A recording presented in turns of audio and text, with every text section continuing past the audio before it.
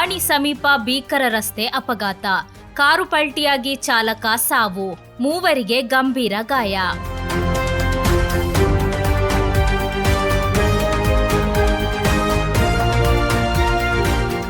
ಮಂಗಳೂರು ಬೆಂಗಳೂರು ರಾಷ್ಟ್ರೀಯ ಹೆದ್ದಾರಿಯ ಮಾಣಿ ಸಮೀಪದ ಗಡಿಯಾರ ಎಂಬಲ್ಲಿ ಕಾರೊಂದು ರಸ್ತೆ ವಿಭಜಕಕ್ಕೆ ಡಿಕ್ಕಿ ಹೊಡೆದು ಪಲ್ಟಿಯಾದ ಪರಿಣಾಮ ಚಾಲಕ ಸ್ಥಳದಲ್ಲೇ ಮೃತಪಟ್ಟಿದ್ದು, ಕಾರಿನಲ್ಲಿದ್ದ ಮೂವರು ಸಹ ಪ್ರಯಾಣಿಕರು ಗಂಭೀರವಾಗಿ ಗಾಯಗೊಂಡ ಘಟನೆ ಮಂಗಳವಾರ ಮಧ್ಯಾಹ್ನ ನಡೆದಿದೆ.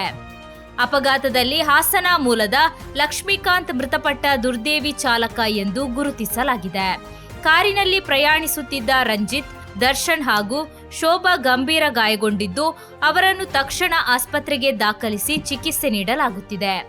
ಅಪಘಾತದ ತೀವ್ರತೆಗೆ ಕಾರು ಸಂಪೂರ್ಣ ಜಖಂಗೊಂಡಿದ್ದು, ಘಟನೆಯ ಕುರಿತು ಸಂಬಂಧಿಸಿದ ಪೊಲೀಸರು ಸ್ಥಳಕ್ಕೆ ಭೇಟಿ ನೀಡಿ ಪರಿಶೀಲನೆ ನಡೆಸಿದ್ದು, ಪ್ರಕರಣ ದಾಖಲಿಸಿಕೊಂಡು ಮುಂದಿನ ತನಿಖೆ ಕೈಗೊಂಡಿದ್ದಾರೆ.